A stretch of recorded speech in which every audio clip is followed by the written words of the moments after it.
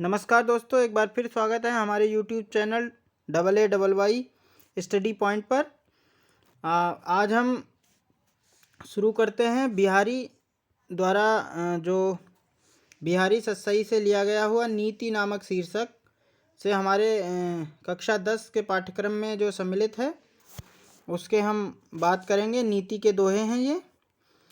तो दुसह दुसह दुराज प्रजान को क्यों न बढ़े दुख द्वंद्व, अधिक अंधेरी जग करत मिली मावस रवि चंद। ठीक है, तो इसका जो हमारा ये जो प्रस्तुत दोहा है वो कविवर बिहारी द्वारा रचित बिहारी सत्सई से हमारी पाठ्यपुस्तक हिंदी के काव्य खंड में संकलित नीति शीर्षक से उद्धृत है। ये आपका संदर्भ है। प्रसंग की बात करें तो प्रस्तुत दोहे में दो राजाओं के शासन से उत्पन्न कष्टों का वर्णन किया गया है।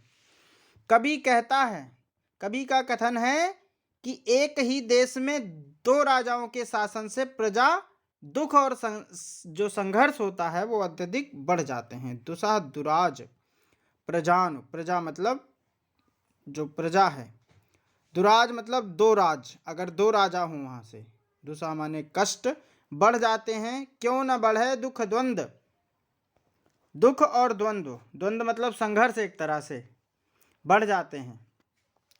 और दोहरे शासन में प्रजा उसी प्रकार दुखी हो जाती है, किस प्रकार? अधिक अंधेरी जग करत मिल मावस रवि चंद, जिस प्रकार अमावस्या की रात्रि में सूर्य और चंद्रमा एक ही राशि में मिलकर संसार को गहन अंधकार से पूर्ण कर देते हैं। मतलब जीवन जो है वो अंधकार में बना देते हैं। ठीक है, इसका दूसरा हम पढ़ते हैं। दूसरा दोहा है आपका, ये दूसरा दोहा है, इसको पढ़ते हैं हम कि जो चाहत चटकन घटे मिलो होत ना मित्त, रज राजसु न छुड़ाई न तो नेह चीकन चित्त। है ना, इसका मतलब ये है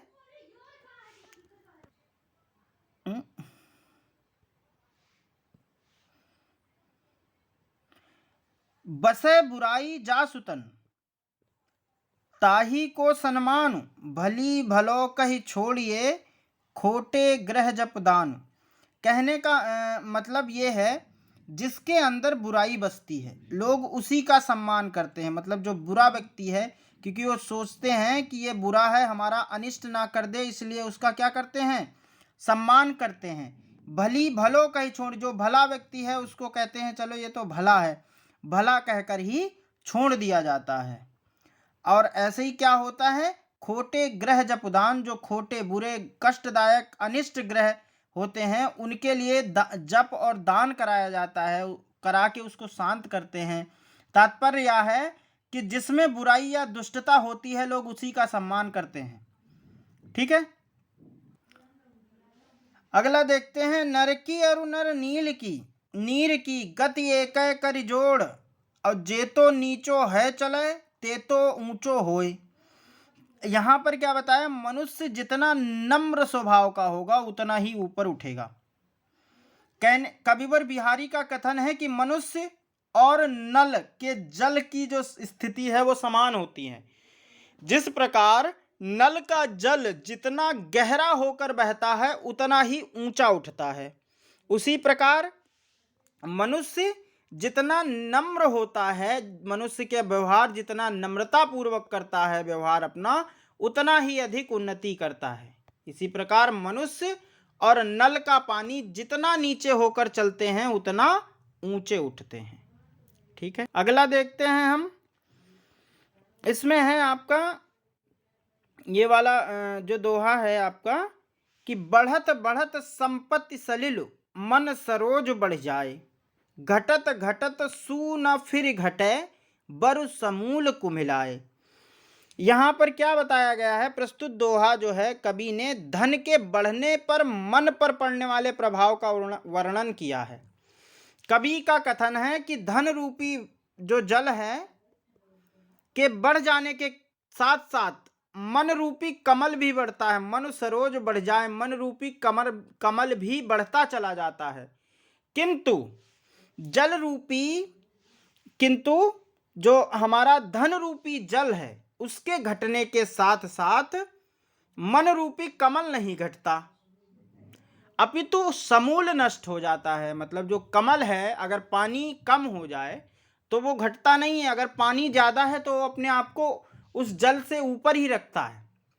अर्थात धन के बढ़ जाने पर मन की इच्छाएं भी बढ़ जाती हैं, परंतु अगर धन घट जाए तो मन की इच्छाएं नहीं घटती हैं। तब परिणाम यह होता है कि मनुष्य यह सह नहीं पाता और दुख से मरे हुए के समान हो जाता है।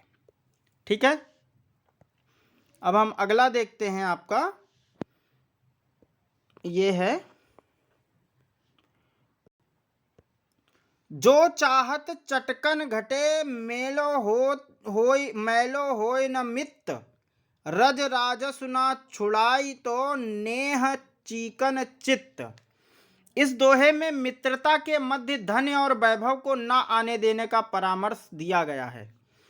कवि कहता है कि यदि आप चाहते हैं कि मित्रता चटक अर्थात चमकी रहे, मतलब मित्रता की जो चमक है अर्थात लगाव समाप्त ना हो, तो मित्रता स्थायी बनी रहे, इसमें दोष उत्पन्न ना हो, तो धन वैभव का इससे संबंध ना होने दें। मतलब अगर हम किसी को धन देते हैं तो फिर उसमें विवाद उत्पन्न होना ज़्यादा संभव रहता है। धन अथवा किसी अन्य वस्तु का लोभ मित्रता को मलिन कर देता है। रज राजस्व न छुड़ाई तो नेह चीकन चित्त। मित्र जो है, मित्र के स्नेह को से चिकना मन धन रूपी धूल से स्पर्श करके वो मैला कर जाता है। अर्थात कहने का मतलब ये है, स्नेह में धन का स्पर्श ना होने दें।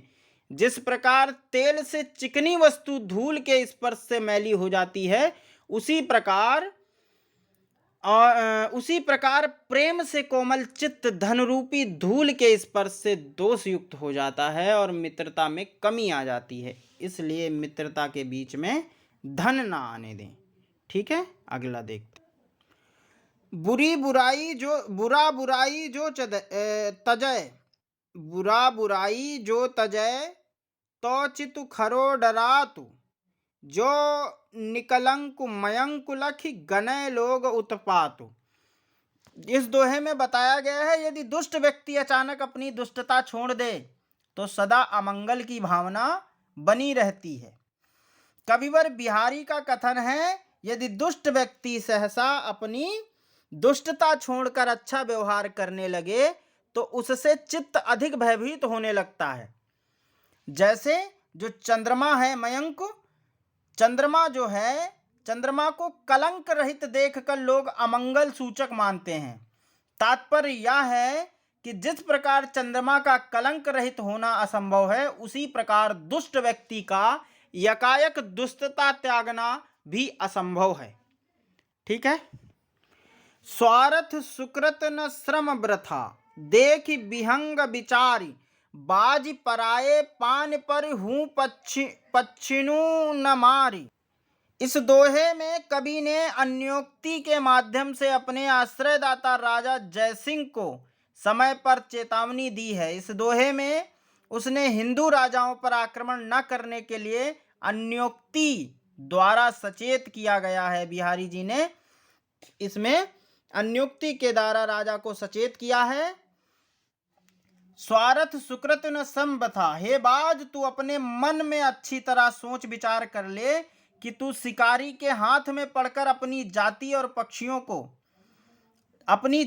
पक्षियों को मारता है, उसमें न तो तेरा स्वार्थ है और न यह अच्छा कार्य है। तेरा श्रम भी व्यर्थ है, क्योंकि तेरे परिश्रम का फल तुझे न मिलकर तेरे मालिक को प्राप्त होता है। तू दूसरे के हाथों की कठपुतली बनकर अपनी जाति के पक्षियों का वध कर रहा है। अब तू मेरी सलाह मानकर अपने जाति के पक्षियों का वध मत कर। अर्थात दूसरे प्रकार से अगर हम इसको कहें तो हे राजा जयसिंह, तू विचार करके देख ले, तू बाज पक्षी की तरह अपने शासक औरंगजेब के हाथ की कठपुतली बनकर अपने साथी इस हिंदू राजाओं पर आक्रमण कर रहा है, इस कार्य को करने से तेरे स्वार्थ की पूर्ति नहीं होगी, जीता हुआ राज्य तुझे नहीं मिलता। युद्ध में राजाओं का वध करना कोई पुण्य का कार्य नहीं है। तुम्हारे श्रम का फल तुम्हें ना मिलने से तुम्हारा श्रम जो है वो व्यर्थ हो जाता है। इसलिए तू किसी दूसरे के कहने पर अपने ही राजाओं का वध मत कर। ठीक है, धन्यवाद। इस वीडियो में इतना ही काफ़ी है। अगर वीडियो अच्छा लगता है तो चैनल को सब्सक्राइब करें, वीडियो शेयर करें। धन्यवाद।